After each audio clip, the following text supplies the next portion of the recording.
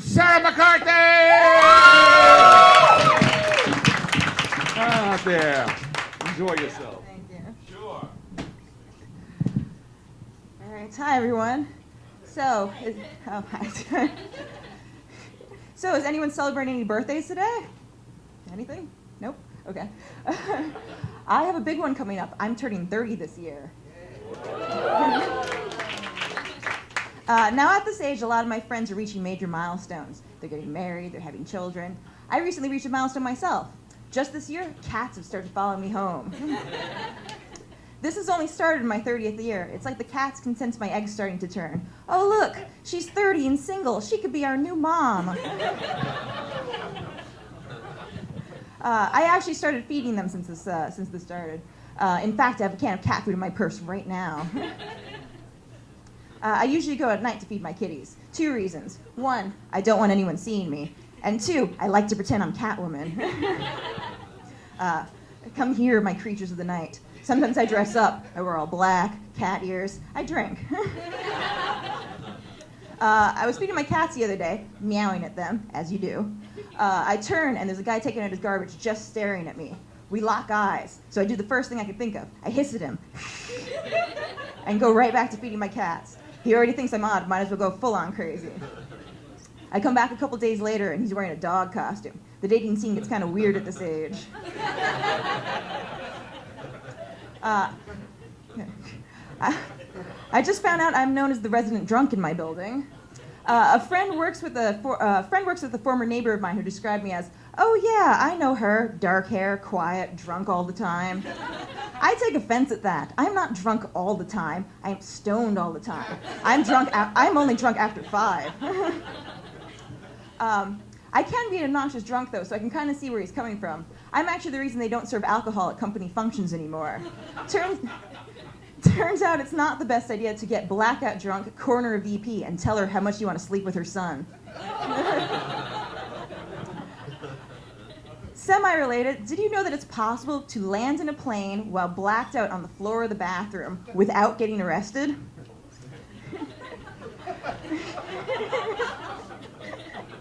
So, my flight was delayed, so I decided to pound drinks in the lounge for 2 hours. Once I finally got on the plane, I got one more of those little tiny airplane-sized drinks. The next thing I remember, the stewardess, I was going to call her waitress, the stewardess was banging on the door of the bathroom. "Oh, I'm sorry. Have I been in here too long?" "Ma'am, we already landed and had to make this run twice while you've been in here. This is the last stop. Get out." Now that I think about it, I may actually be on the no-fly list. So, I love where I live. If you go in one direction, there are all these $1-million waterfront houses. 1 block the other way, there's a bodega with an ATM that gives out $5 bills. So I'm right in the middle, so everything is kind of really nice and shitty all at the same time.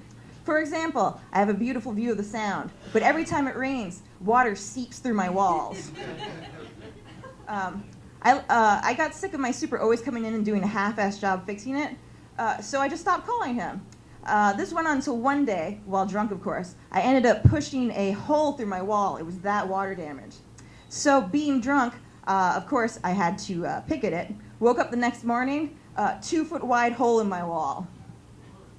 I said to myself, "Oh, I could definitely fix this." Proceeded to put a scarf over the hole and just forgot about it. Thankfully, shitty apartment saved the day on that one. About a year later, I woke up at 4 a.m. and I thought, "Oh my God, is it raining?" Nope. Opened my closet door, water streaming through the light fixture. A pipe had broken in the apartment above me. It was so bad I didn't know what to do. Should I call my super or should I start my own aquarium? I did have all that fish for those cats I was feeding. When they finally did come in to fix it, I pointed to the wall, which, mind you, was nowhere near the leak. It was nowhere near my closet. I said, "Oh yeah, I put a towel down and the water bounced off and just broke that hole in the wall." They didn't even care. They just did another half-assed job fixing it and went on about their business. I'm pretty sure I can get away with anything there. Okay. Okay, sorry, hold on. Moving on to more pleasant news, my grandmother died last summer. This had to be one of the most bizarre funerals I've been to, and I'm Irish, so I've been to a lot of funerals.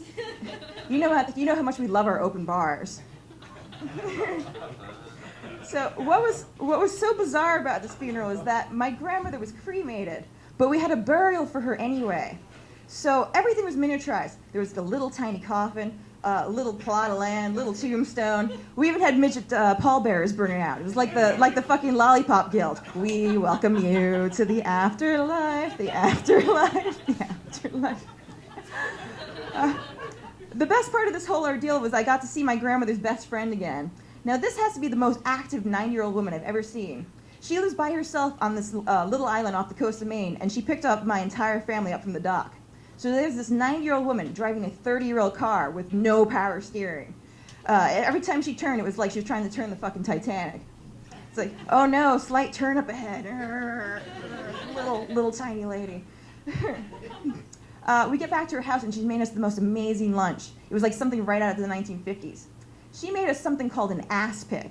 That's spelled A-S-P-I-C.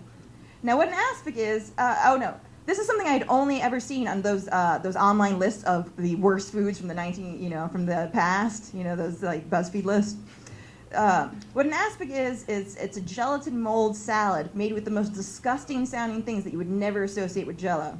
So the one that she made had olives, celery, carrots, and pineapple. So of course I had to try it. When am I going to time travel again? Okay. Okay, so that's my time. I have to go. Yeah, sorry. That's my time. I have another funeral to go to. I don't know the guy, but open bar.